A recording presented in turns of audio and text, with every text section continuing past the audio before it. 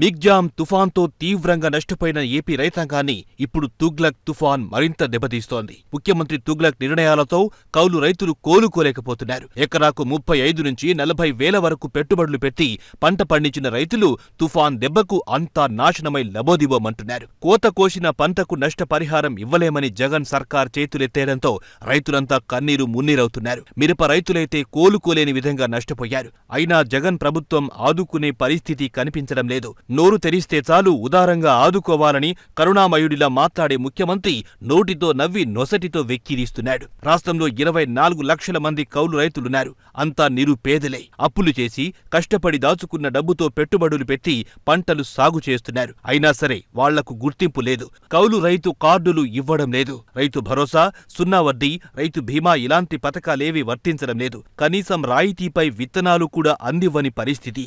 ప్రభుత్వం నుంచి ఎలాంటి సాయం అందకపోయినా అందరి కడుపు నింపేందుకు వ్యవసాయం చేస్తున్నారు. అలాంటి వారిని చిన్నచూపు చూస్తున్నాడు జగన్. నష్టపోతే ఆదుకోవడానికి ముందుకు రావడం లేదు జగన్ సర్కార్. కౌలు రైతులను అసలు మనుషుల్లాగే చూడడం లేదు. రైతులను ఏడిపించి ఆనందం పొందుతున్నాడు.